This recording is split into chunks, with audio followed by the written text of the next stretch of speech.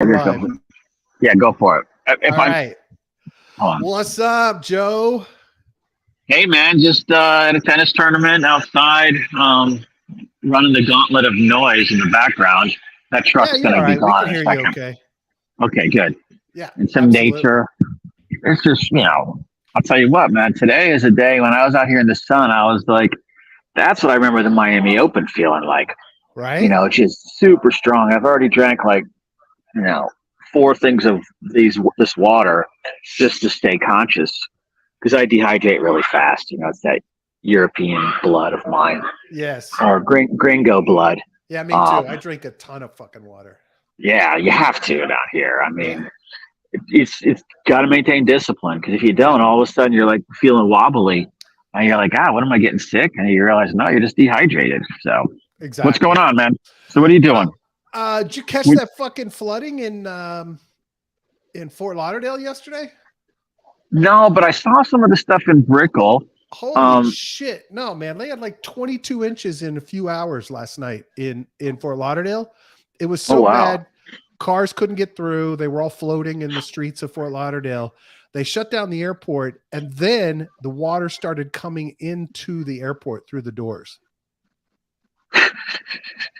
So we've had five 1,000-year floods in the last couple of years.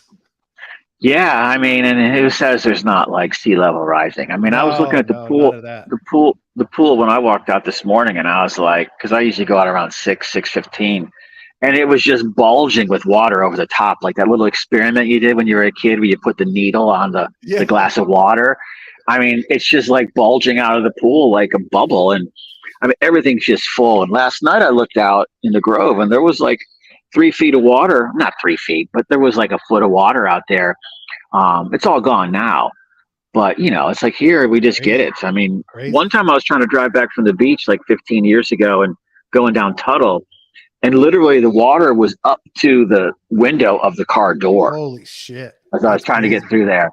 And then I saw some clips in Brickell last night, all the Lambos and Ferraris, they were basically halfway up the window in water trying to drive them. And I'm like, those Italian cars aren't going to work in that water.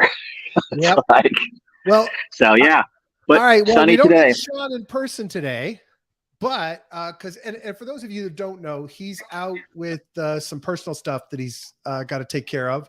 And that's why we haven't seen him for the last couple of weeks, but he assures us he'll be back next week. All our best to you, Sean, and absolutely, Sean, your friends that are involved in that situation, and hope all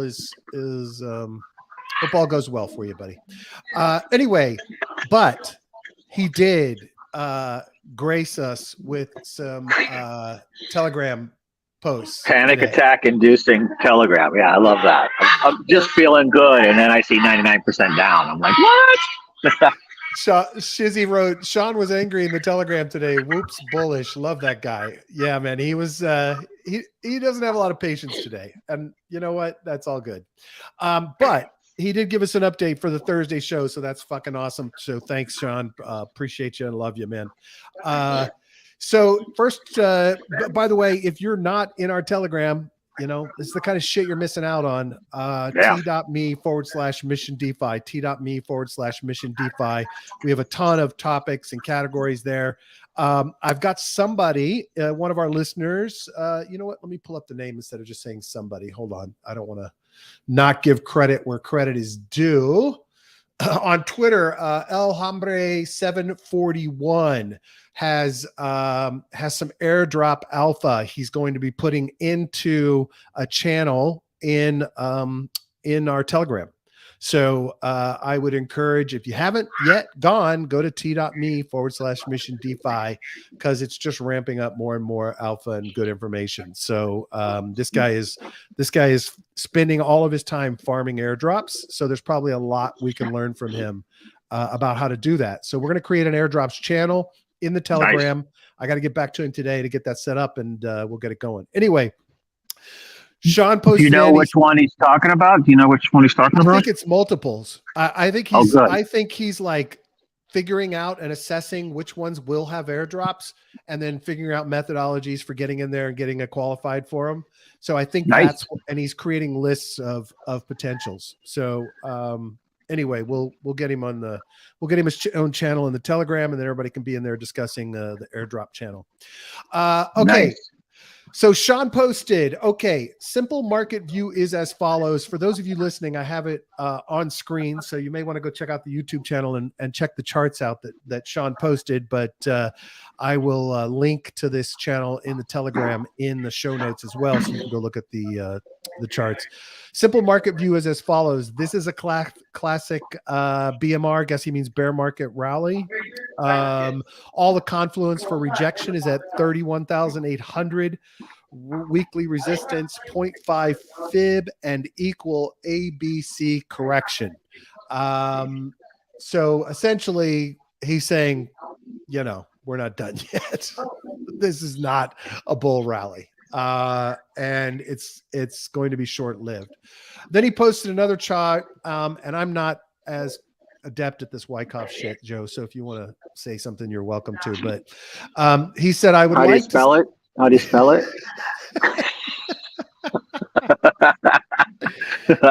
Up only? Is that how you spell it? Yeah. He said, I would like to see 31.8, but somehow I don't think the market will give. Could be wrong on this, but daily bear div, 4-hour bear div, and structure could argue for rejection here. Let's see. So he's arguing that 31.8 is, where are we at right now, by the way? I haven't looked. Hold on. I think we're around 30-ish. It's been moving off up and down around it. 29,934. Is that right? Or I need to refresh? That sounds right. I mean, I can't see it, but I'm guessing that. Oops, it looks like we just lost Brad. It's been bouncing up and down from that 30. But I think it's, until Brad gets back, I think it's consistent with what both Shizzy and Sean have been saying. I mean, to me, I think Sean also had said that if it did go up, it would go up into, maybe it was above 30, might have been a little higher than 31.8, but then it would tank back down to that 613 or 6K number. And Shizzy was calling it up, which was also right. But I think the question is now, is it going up only at this point, or is it going to correct? And I kind of feel like a lot of profit's been there, so it probably will. I kept going since we lost you. All right, because I was still reading away and had no idea you'd lost me. Yeah, no, we all lost you, buddy. Where were we? I was saying that, look, this is still consistent with what Sean was saying, because he doesn't call directions. Yeah. He said it could go up, but if it gets above 30-ish, I think he might have even said 33 or whatever. I don't know if it was exactly 31.8 then, but that it then would go down. So I think it's consistent with both what Shizzy and Sean are saying, except that Shizzy's believing in the halvening cycle, and that it's getting ready to make a rip. I don't want to put words in his mouth, but I kind of get that. Shizzy just said 40,000 by May. Okay, so I mean, I don't see that being unbelievable, but at that point, May is always a month when everything tanks. It seems like too. So I kind of feel like they're both right. I mean, I don't think anybody thinks it's going to rip to 250 right now or 100. I think everybody's like trying to see. Now, I don't look at the data like Shizzy and Sean do, so I don't know about how the trader games play and things like that. But I'm happy with it. But I always take profits. Yeah. So and I'm not sitting on a big stack of BTC either. Yeah. So I don't know. What do you think? I'm just going to go ahead and continue with what Sean said. Okay, been out of the game for a while. Back full time next week for those Shizzy who are bullish here. I don't know what to say to you. Take profit if you have it, or become exit liquidity. Not financial advice, of course, but to be very, very clear on my market views. The price action since the top at 69 represents an unwinding of leverage. The actual bear market has yet to start. There will be no 4-year cycle. It's a bust. But back next week to explain what's happening under hood, because that's all that counts. James said, he comes back with, not only I'm still bearish, but there is no bull coming next year. Hate to hear it. Hope he's wrong. Then he posted a chart of euro dollars. Oh, that's too hard to see. Let me see if I can mess that down. It will not. Yeah, I I don't really get that. I mean, I didn't dig in and really put my head into it, but I mean, it's also a European perspective. So, Sure. we tend to talk about it all as one thing. I mean, in the US, I definitely see that if there's an interest rate hike, it's one more in May, and that's it. There's not going to be any more. I mean, everybody's taking the June stuff off the table. And so at that point, then that means that, again, I think that, the bank stuff's overblown and all of that, but, there is contraction happening. So, we have to think about the rate cuts when they might come. And also we have to remember the debt ceiling thing. I mean, that could be the trigger that triggers a, more bull run. And, if that doesn't get solved, you will see interest rate cuts sooner rather than later. Sure. That's the only thing I see out there that causes me any, concern. And again, I'm talking U.S. perspective. It seems like everything's going okay and everything's booming, but, then you look at, I guess, at the underlying data and maybe it really isn't. Yeah. So I mean, maybe stimmy money's coming is what I'm trying to say. Yeah.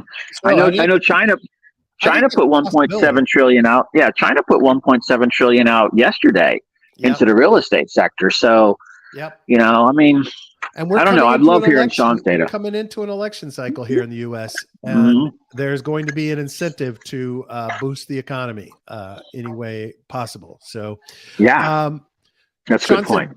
Sean said, "Gotta fly, but this is the time to be watching what is happening in the money markets rather than the financial markets. Euro dollar futures volatility tell the story. The financial markets can exit pump to what level they need to for the informed money to exit into retail. But when the trigger is pulled on this, it's going to be unlike anything seen in the crypto market ever. Not financial advice, just my views." So I guess what chart is a rolling graph of the short end of euro dollar futures.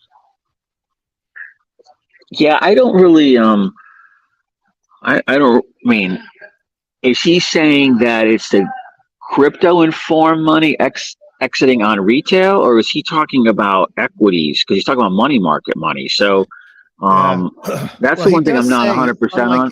Unlike anything seen in the crypto market. So maybe there you go. Okay. And we'll get him to explain this in more detail next week. Hopefully it doesn't happen before he gets here. he sees the data in ways that I don't see. I'm just not looking at it. But 99% down, I guess he's talking about alts in that situation, but which is definitely a possibility. I just don't know what nobody's selling.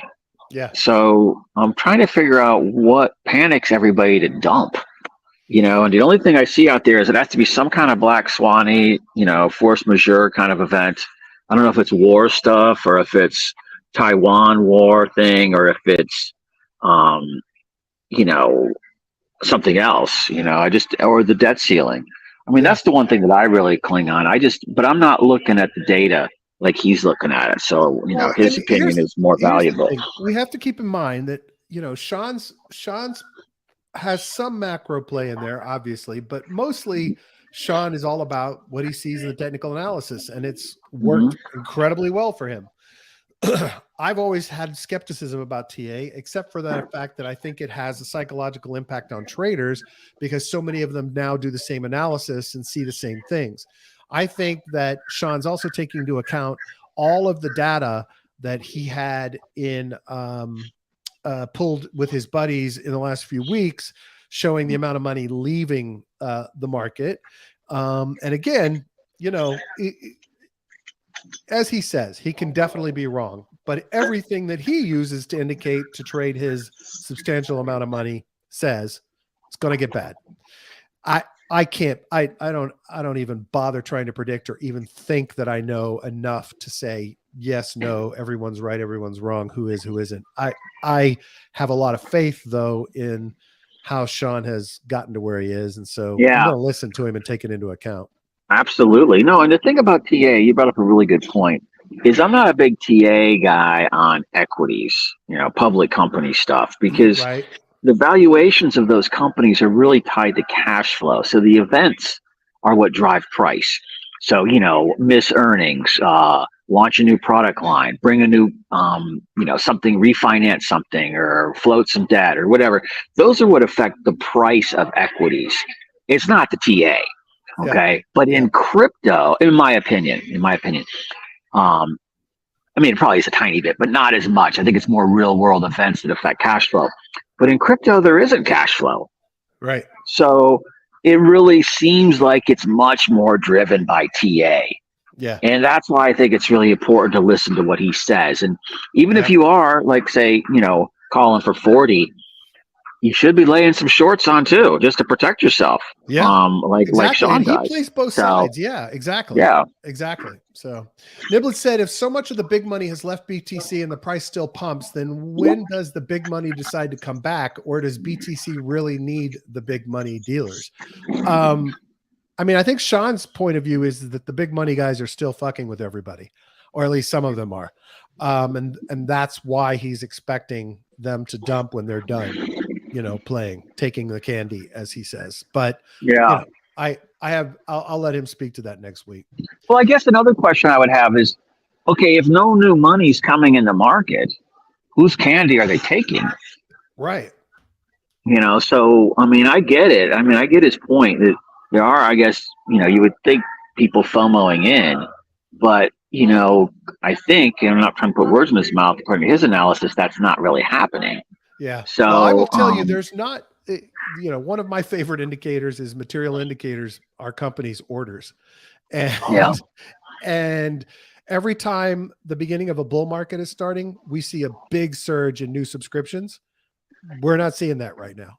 So we're not seeing as big a fall off as we would in a bear market, obviously, because it hasn't hit. Mm-hmm. But, it's directly correlated for us historically over the last few years that happens. But the material indicators indicator. Exactly. I like it. Yeah, I like it. That's cool. And I will also tell you that consistently for macro indicators, my partner Fred has consistently been predicting the same kind of market conditions that Sean has for different reasons. And he's basing a lot of it on, international trade, dollar strength, et cetera, but he's still being consistently calling for this. So we'll see. Who knows? I don't know. Yeah. It's hard because everybody's been calling for it through 100% gain. Well, unfortunately, I've got two people who I respect telling me to get ready for it for the last year and a half. And I'm still waiting and going, okay. And it actually has kept me out of active opportunities. Yeah. Because I'm like, I got a shitload of stables. You got a shitload of stables and you don't know what to do. Exactly. No, I the macro stuff I don't trust as much because I think everybody's looking at macro, from the region they're based in. Right. And so it is what it is. But at the same time, I really more trust the TA on this better than the macro. Right. But again, I'm not all in either way. So and Sean uses it in ways that are hedges and but he's still long a massive stock, so he wins either way. Yeah. But if everybody, like I say, and I'm talking about Sean here, a broken clock's right twice a day, right? So if you keep calling for the tank for a year and a half, 2 years, it eventually happens. You're like, I was right. Yeah. Were you? I could say, Bitcoin's going to 1 million or 100,000, and I could say it for 4 years straight, and I'm probably going to be right eventually. Right. So to me, I agree. You get my point. Yeah, I think both of them point to specific factors that will be identifiable if it happens. But I'd love to see Fred's analysis. I'd love to see his analysis. Well, he talks about it a lot in our Telegram there, so check it out. I don't do a lot of time in there. I have a hard enough getting through ours. I know, right? Niblet says 1.7 trillion is just spackle on the Chinese real estate market. He's right. But they're going to still put it out. Yeah. And, I think there was something else. They changed the rules on, I saw some data on the Beijing real estate market and, sale. Again, they just came out of the pandemic, but I think sales of condos in Beijing are up like 42% year over year.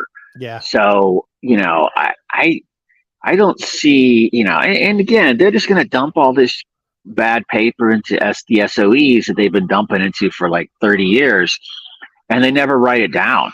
Right. So, I don't look at it as, I don't know how much they're going to have to stimulate, but, it's kind of one of those things where we have to sort of think, okay, with Hong Kong coming live, I guess next month, June, whatever, on crypto, and, there's a big Web3 conference going on in Hong Kong right now.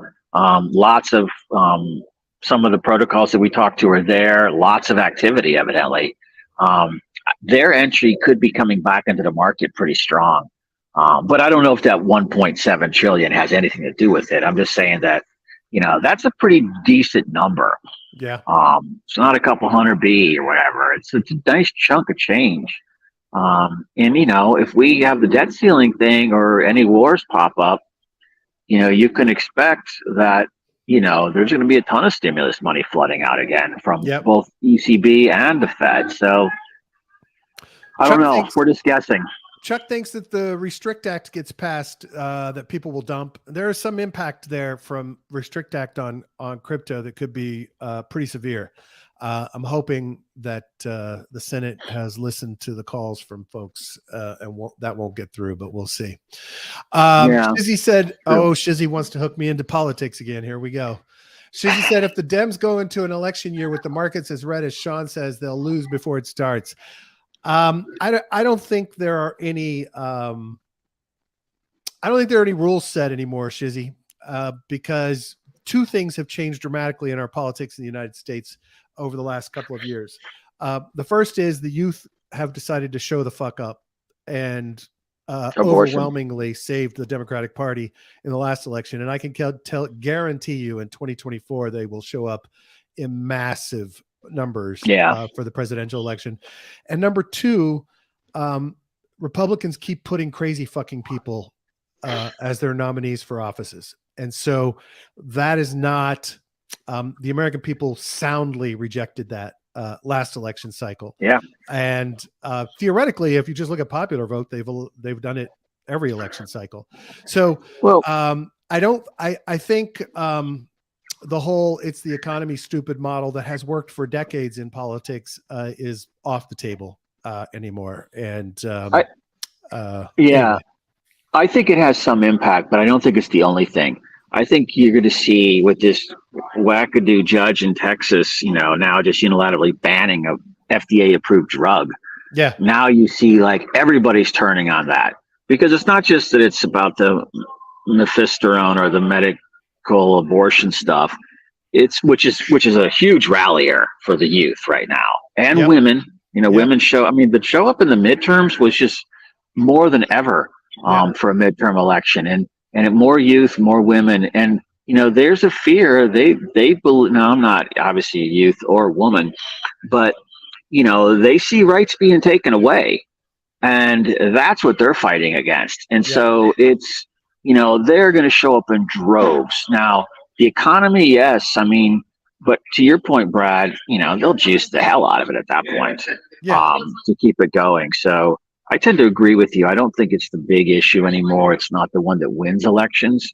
I think we're in definitely a social issue market right now across the whole country. Yeah. I mean, both sides have their own viewpoints. Dems spent years trying to get turnout up based on Republicans could appoint Supreme Court justices or judges, and it never really worked. Well, guess what? Now there's an example of it happening.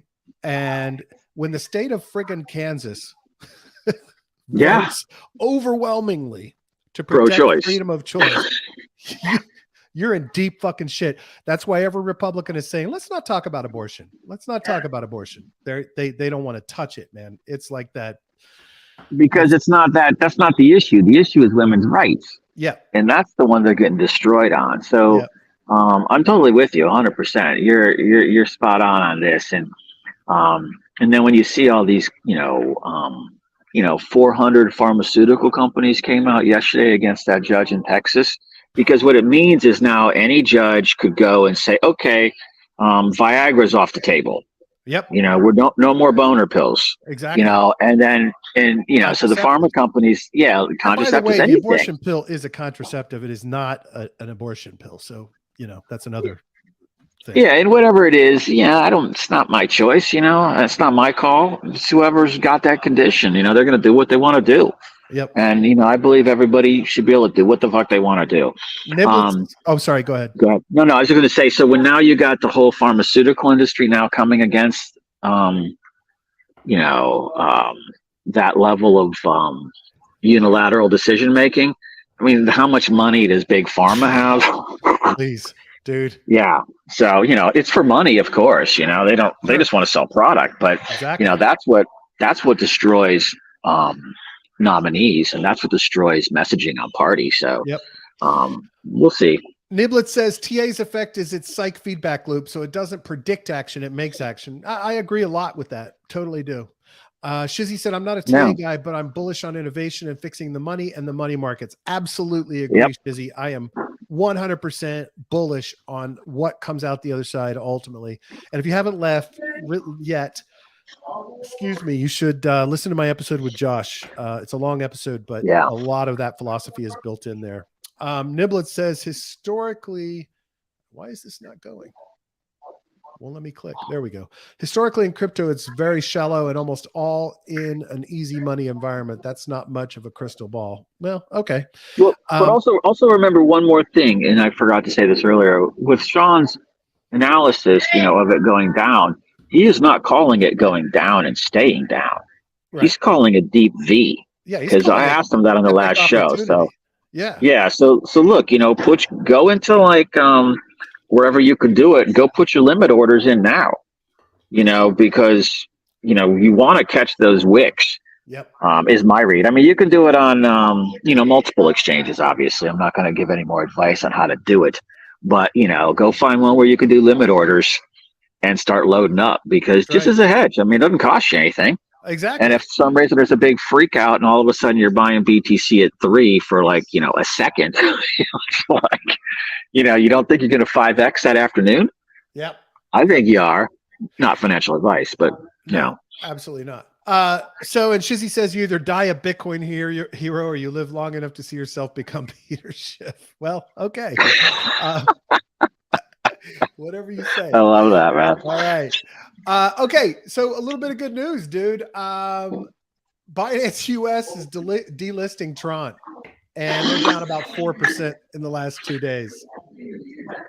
Unfortunately, that arrest was a rumor, right? The Justin Sun arrest. A little rumor, not true. But the SEC is investigating, and Binance US is smart. They're like, no fucking way. Well, I know they brought on 3 more attorneys to handle the whole market, so they've got to really be on top of this shit. Yep. Yeah, currently down about 4%. There you go. They're right on it. They're going to kill us with that. Yeah. I think it's just, with CFTC, coming, there's a big fight going on between obviously CFTC and SEC. I saw some of this with some of the Hill people talk on LinkedIn. Yep. And, CFTC is firmly saying ETH is a commodity. And now the SEC is trying to say it's a security. So there's a big fight looming. I can't wait for that. And, to me, I'm kind of like, I get it, the ICO shit or whatever, and there's a lot of bullshit out there, but it's not BTC and ETH that's the bullshit, So to me, why drive it out of this market? Is just stupid. Yep.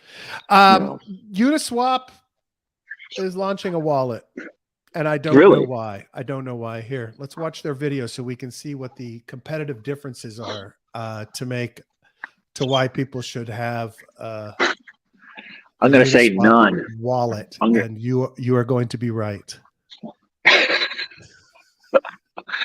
I mean, what the hell? I mean, that just makes zero sense to me. It's classic kind of, we have a lot of users, so everyone will use our wallet stupidity. And there's and then they won't go anywhere else. They won't go anywhere else. Is that what they're thinking? Why would I switch a wallet? And the one thing they tried to say is that they only charge 2.5% for swaps in the wallet, as opposed to other wallets that charge 5%. I'm like, how about you charge fucking nothing and take the same fees you were already getting? But anyway, so there's like zero competitive value there. Like, this is the strategy of nothing, and it's just pitiful. I mean, I get it. They're just trying to do things to try to differentiate in some way, but there's just nothing. There's nothing The there. wallets. Yeah. How many? I mean, the moat to get people, the friction to get people to switch. If you were going to offer something to them, like some kickback, rebates, whatever, maybe you get a few more people. But why do I get one dedicated to just Uniswap when I can use an aggregator and have, 50 swaps in my wallet? So, yeah, it doesn't make sense. It doesn't. Unless is there a way to do it like, across the different versions of Uniswap and the different chain versions of Uniswap? Could there be an advantage there?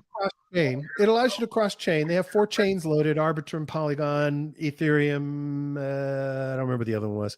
So yeah, they've got that, but it's still not enough. And you think I'm going to go through the fucking hassle of loading up all the fucking seed phrases or private keys for my different wallets and, deal with how it gets set up and how it functions and blah, blah, blah, and use it on iOS and use MetaMask on browser and use Rabby here. I mean, it's just, that ship has fucking sailed. You better come out with a wallet that has a compelling narrative to it that makes me want to switch. And there is nothing here. So yeah, the next thing has to be a wallet that doesn't seem like a wallet. It has to somehow be where you don't even worry about wallets. Launch a wallet that takes advantage of account abstraction. Wait for that. Yeah. Do that, right? Don't anyway. Euler Finance begins redemptions after the hacker returned the funds. Looks like almost all of it's back, and I think they're going to cover the rest, the small amount that they couldn't get back. But they are beginning the redemptions process. So those folks like Eamon that lost some money there are in good shape. They'll be getting their money back, which is great news. Nice. Fantastic news. Yeah, I know those are great people too. We've met a bunch of them at that happy hour in Denver, and I want to say like Alicia Katz and the PR person or marketing person there. And there were a few other people. I can't remember their names, but just a good group of people. And, whenever I see something like that happen to good people, it's always unsettling. But hey, they got the money back. So yep. I even heard the Sushi Swap guys got some of the money back. They did. They were able to recover some of it. Yep, absolutely. Yeah. A16Z did a study, a paper on the state of crypto, and essentially the same thing you and I've been saying for years. The U.S. is losing its edge in crypto. Wonder fucking why. We've dropped from over 40% of developers in the space to less than 30%. Portion of traffic related to crypto-related websites from users based in the U.S. declined for the 3rd year in a row. Last year, just over 15% of traffic to websites was comprised of Americans, a notable drop from 23% in 2019. That is only going to continue as the United States government and other entities are trashing it and trying to regulate the fuck out of it. So, that's what it is. Yeah. Bank of America says Bitcoin outflows from exchanges to wallets is very strong. So that's good news. I saw that. Yeah. Where's the number? So that means that people are taking Bitcoin off of sexes and putting it in their own either cold storage or hot wallets, but getting it off exchange. Yep. That's a bullish signal to me. I don't know, how much was it? 368 million in the week of April 4th. That's not. So basically $1 billion plus a month. Yeah, exactly. And we got, what is the total market? Like 1.2 trillion. So we got 1,000. That's like little less than 1% coming off. Yep. A month. Yep. That's pretty notable in my mind. Yep, absolutely. Niblets said something just now about the Euler thing that I was going to talk about, but I've been hesitant to talk about because I have a relationship with the Beanstalk Publius guys from having interviewed them multiple times. Yeah. But he said there are a few Beanstalk holders who are watching Euler with tears in their eyes. Let me tell you something. I'm watching. I didn't lose anything in that, but I'm locked up in that fucking protocol that's not doing anything right now. And I understand that the founders want to move on and just build and do what they do. I get that. Totally understand that. But at the same time, I really would like to see more action on the protocol, and I'd like to see them taking up more of the opportunities that the community is bringing to them to try to recover funds. I also am concerned about how aggressive they were shortly after in their analysis. Now, they did meet with the FBI. They did give the FBI a bunch of analysis and data. They did reach out to a few firms to do analysis on chain, but there's been a new, someone has done some analysis and tracked potentially one of the wallets involved in the exploit back to Kraken deposits, which should lead to potentially identifying someone if they can, unequivocally say that that was the hacker's wallet that went to Kraken. But I'm a little discouraged when I see the founders saying we're not going to do anything to pursue recovery anymore. And that to me, if the protocol was functioning and running beautifully, and the pod line was moving and people were getting out and there were use cases for being on the market and there was activity, I get it. Let's move on. We're going to get recovery for everybody eventually from the pod line. That's fine. And those investments, but effectively people's money is just locked. So now it's not only kind of the exploit that harmed it, but now all the people who came in to invest post-exploit to help recover from it are locked up. And I'm one of those people. So I'm kind of annoyed personally. So, well, look, if I remember correctly, didn't they dox themselves after the hack? Yeah, they did. Yeah. So you go public with who you are, and then you say you're going to do something, and then you don't do it, and you solicit more money. And, and now you're saying, now we're tired of it. We're walking away. I mean, you want to talk about setting yourself up for two things. One, let me be clear. They're not walking away from the project. I want to make that clear. They just, sorry. Okay. Yeah. I want to make it very clear. They are still active. They're developing. They're frustrated, I think, but of course, they have not announced walking away from the project. Oh, I thought that's what you were saying. So they're still going to be committed to paying everybody back. They don't want to pursue trying to recover the funds from the person that stole them. Why not? They basically think that it's a waste of time and effort, and they'd rather focus on building. Well, why not just hire some outside firm to go? Well, there have been a couple of proposals, and there's some internal community political shit that's been going on amongst folks there. And I think the discourse in Discord has gotten a bit negative based on the lack of activity. So anyway. Well, but look, you could basically, someone could put together an entity, fund it, and then go in and purchase the rights to recover the funds externally, an external entity, and then take a cut, 40% fee to do it. Right. And then go off and do whatever white hat hackers do to get it. And then, you make everybody somewhat whole, combined with your efforts to keep scaling and growing the value of the business, and you stay out of jail, basically, and you stay out of getting sued. So to me, I'm like, you can't just say, we're tired of it. No matter how toxic it is or how negative it is, you got to find someone to assign the recovery rights to, like a salvage operation, just like, with ships and stuff that sink. There has to be. I think it makes total sense. They did say they're going to have their attorney on a community AMA next week to talk about why they're taking this approach. So that may be that they're getting legal advice for some reason. Doesn't make any sense to me, but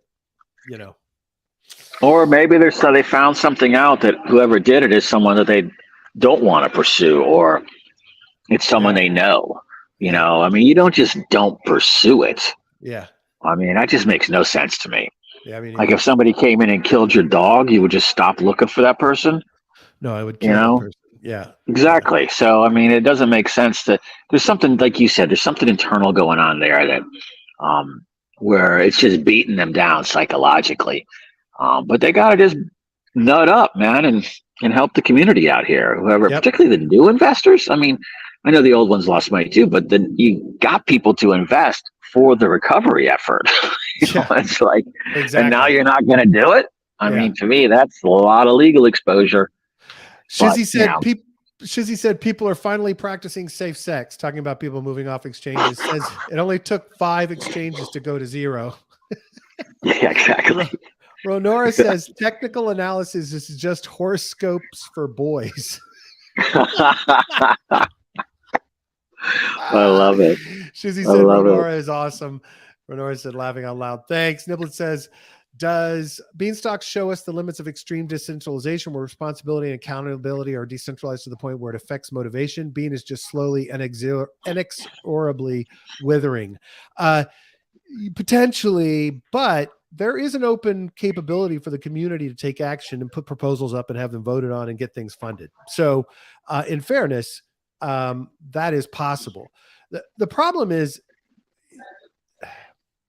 from the beginning, these guys did not radically decentralize. They were anonymous, but they were actively engaged in every aspect of the project and developing it and building it and talking to other people and partnering, whatever they were doing, they were actively engaged in it on a regular basis, right?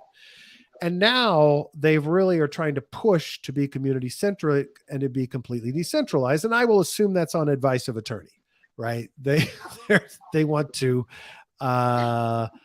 step back from actively managing or leading the project so to reduce their liability and show that they're on a path to decentralization. So I think the answer to your question is yes, Niblets, there is risk in that because now there's no one saying championing things that will happen.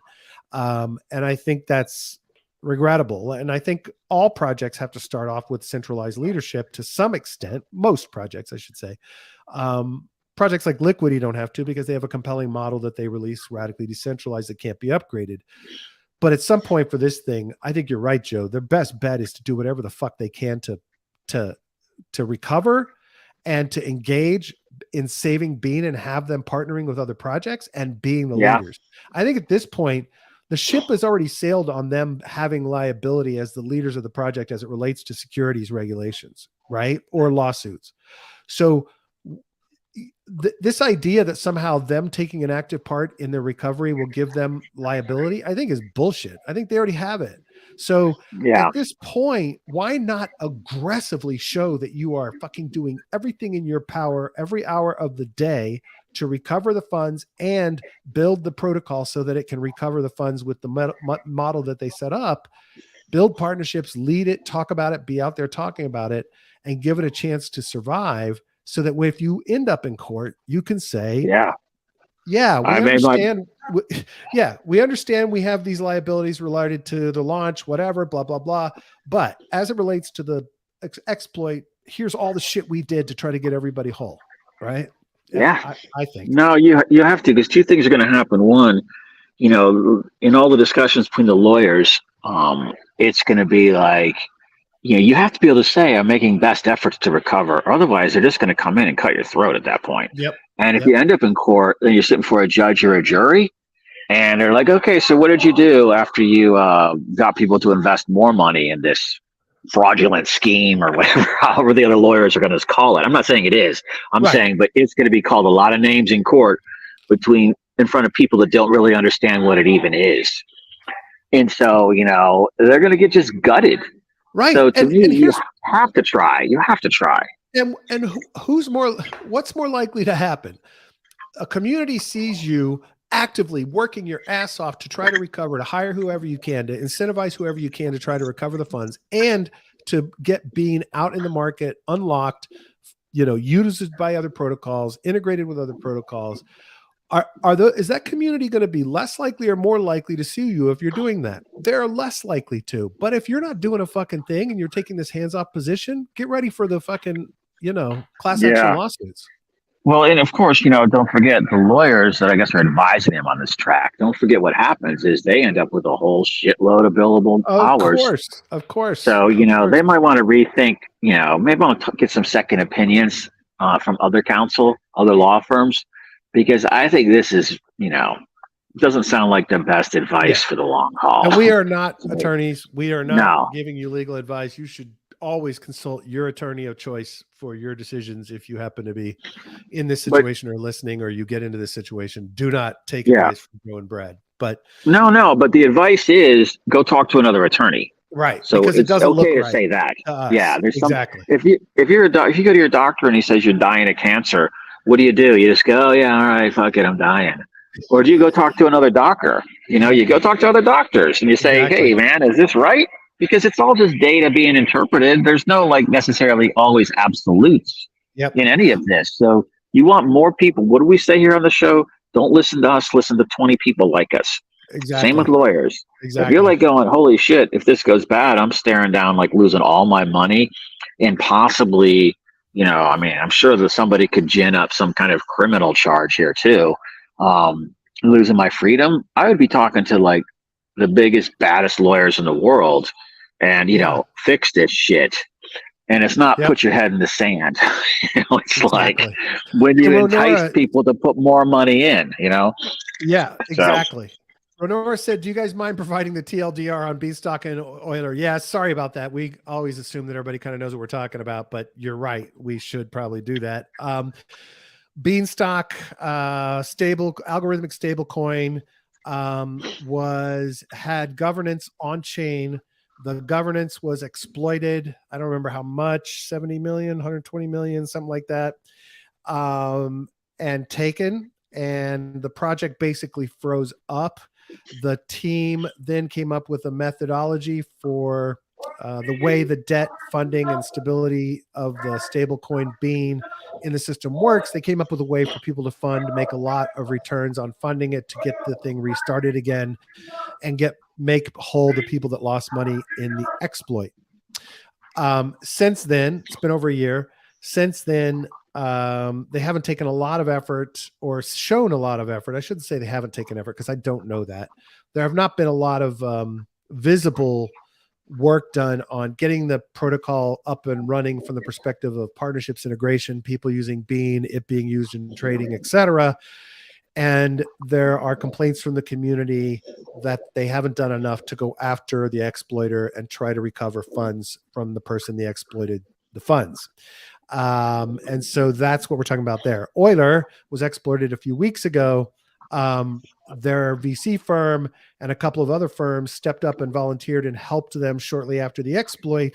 They dove in headfirst, identified and found the hacker, got his real identity because he'd made some stupid errors, and were able to scare the shit out of him and get him to return all the money except for a white hack commission, I guess. So yeah, which are still millions of dollars, right? But still millions of dollars for that guy. Exactly. Yeah. Euler aggressively went after, getting their 200 million back, and folks on the BS community, on the Beanstalk community, are saying that they don't feel like there was as aggressive an effort. Now, that said, it's probably one of those scenarios where the sooner you're on it, the better your chance of recovery. And so after all this time, and we all could have said shoulda, woulda, coulda to situations like this. And it may be that there's zero that can be done to recover it with Beanstalk. But I think from a optics perspective, I would take every fucking opportunity for recovery I could get. So yeah, if there's zero chance to recover, you communicate that. Yep. And explain why, and then bring in panels of experts, other white hat hackers and groups like that to say, yeah, this is not recoverable. Yeah. Because you need second source, validation on this stuff from experts. So because their incentive is to just bury it. I mean, you'd think it would be to get the money back, but in reality, their incentive is to keep the protocol going, make money, and not end up in trouble. Right. But you better have some experts come in and back that up for you. It's just from a PR standpoint, let alone from a morality standpoint. Niblet says the Beanstalk team seemed really young, bright master students in economics, but really unseasoned in the blood sport of business. Yeah, look, I think. Yeah. I don't want to. I don't know everything that's gone on, and so I'm not trying to badmouth them because I don't know all the details or everything that went on behind the scenes, and I can't know that. I also know that it was a shocking and scary ass thing for them. I also know that revealing themselves was dangerous, and I at the time thought it was a bad move, but it actually turned out to be a good move to keep the community engaged and not thinking that they had stolen the money, and that's all great. I think they took a courageous stand.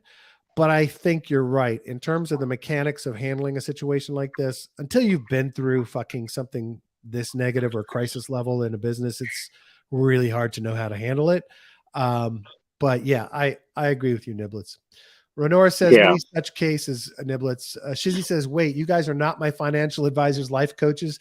Oh no, we've got a life coach contract, Shizzy. You're welcome to We'll send you the wallet address, and we're here to coach you, buddy. Yeah, as What's always. Our current rate? Are we doing attorney rates right now? 850, 900 discounted an hour? Well, that's a cheap attorney. I think we keep it below $1,000. Let's keep it below $1,000. All right, let's do 850. And Shizzy, you get the longtime listener, friends, and family discount. We'll get you at 650 just because you're special. There you go. That's it. Yeah. So we'll send out the wallet address, buddy. Yeah, we have minimal billing, so we bill 4 hours a day no matter what. And for that money, you will get at least 40 inspirational quotes per day sent to your inbox. So, or your Discord or your Telegram, whatever your preference. So, you can't beat that, dude. Ronora says sadly, yes. Ronora says, thanks for that rundown, guys. Happy to do it. Yeah, super helpful, Ronora says. Thank you, man. Nibbles, DeFi launch supplements business springing up as we speak. Life coaching. Right. And we're launching our new CBD line soon. For concentration and brain power. That's right. This soon will say DeFi lunch across the top and be in a blue bottle. It's coming very soon. Actually, this actually would be perfect for our brand, Joe. I can't see it. I can't see it. It's like a neurotopic, tropics brain, makes you concentrate, makes you focus if you're ADHD like me, kind of thing. It's like really you're ADHD. It's like you're ADHD. Adderall. Well, I'm not diagnosed, but it's pretty fucking obvious. Yeah, I was gonna say. Hey, no, that reminds me of something. We do need a logo because I think I'm going to be able to get us into a national commercial next month. What? Yeah. I'll tell you offline more, but it's someone that we know is going to be in it, and he's pitching us to do an interview of him in the commercial. I know who you're talking about. Yeah. So we need a DeFi lunch logo to put behind us. We've got the little thing we got, but I'll get something skewed up. Yeah, something a little snazzy for that. Says, Niblet says Adderall. No, this is the all natural Adderall. And Shizzy said, "Dude, I may do it. Just force you guys to email me inspiration 40 times a day if Sean's right." Yeah. We'll Sean's right. You're gonna need it. You might as well. Yeah, we can automate that, right? Yeah, we'll talk you off the ledge. Don't worry about it. You'll be fine. Just Chat GPT. We'll just do an Autobot. I installed it the other day. It'll just constantly run and generate a new inspirational message for Shizzy. Yeah, and also, what was I thinking? Oh, yeah, it's Shizzy too. Remember, take profits, buddy. Take profits. Take profits. Yeah. I have a shit ton more news stories loaded up here, Joe, but we're running low on time. Where? Let me see if there's anything exciting. Shanghai went through last night. The most withdrawals coming out of it are Kraken, which we expected because Kraken's getting out of the staking business because they're chicken shit. Twitter is going to enable crypto and stocks trading within Twitter. I saw that, because I saw them talking about.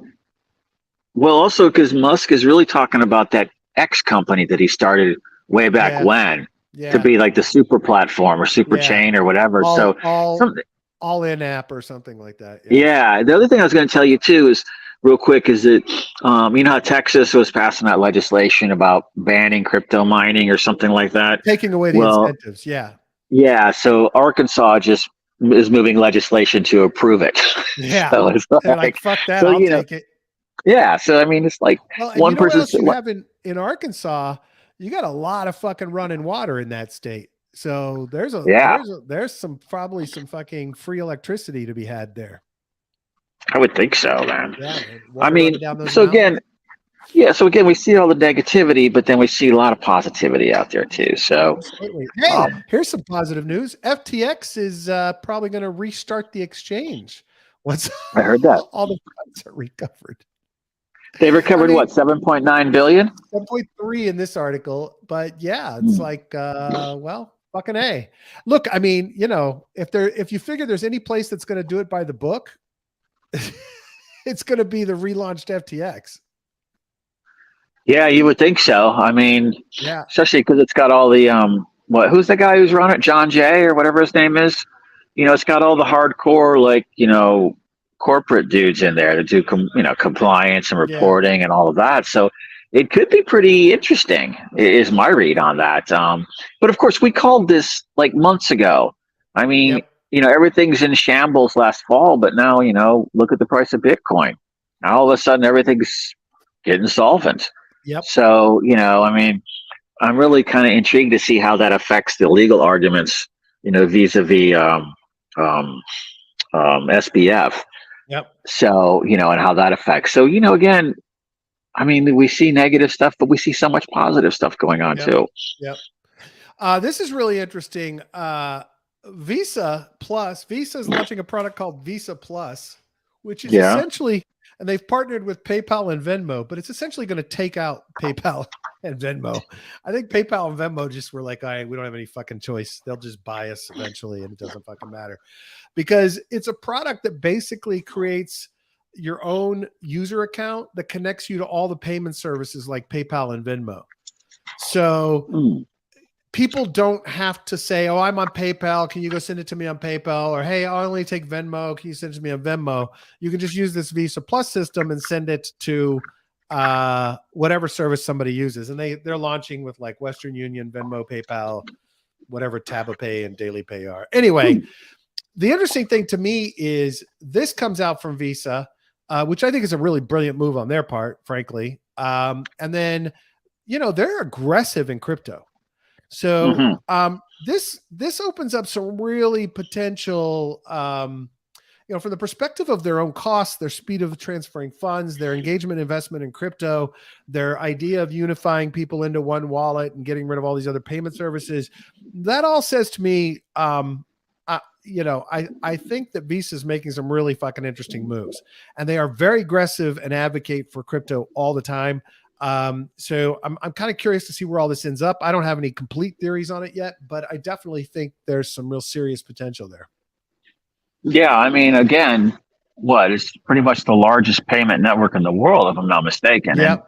And you could see how if they could figure out ways to move the money, what do they charge? Like 1.25 points on transactions or something? Probably. If they could figure a way to move that money in ways that is cheaper than they do it now with crypto, that expands their margins, tremendously. So their incentives are there to do it. Right.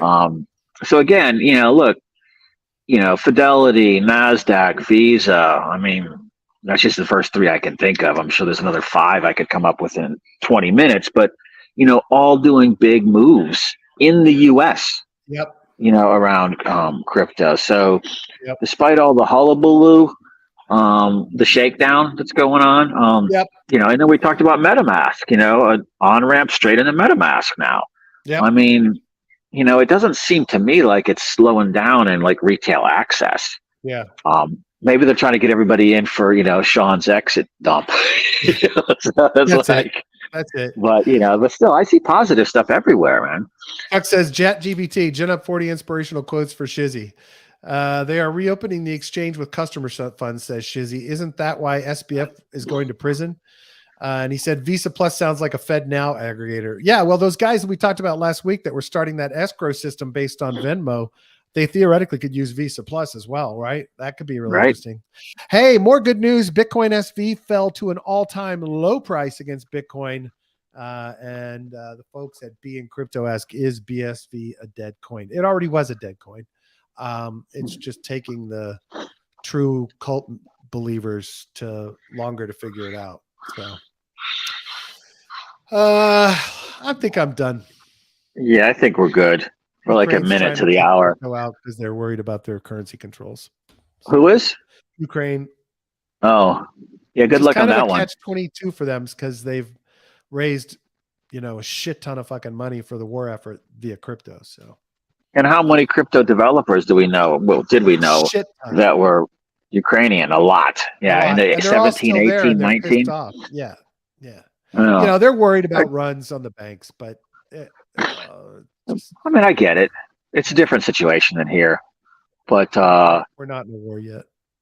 No. So anyhow, let's wrap it up. Let's wrap it up, ladies and gentlemen. Thank you so much for participating today. Shizzy, Chuck, Niblets, Ronora, Did I get everybody? I think I got everybody. Thank you so much for being here. We love and appreciate all of you. Thanks for participating. If you're listening on the podcast, please make sure to rate and review it on Apple Podcasts or Spotify. It really helps boost our ratings.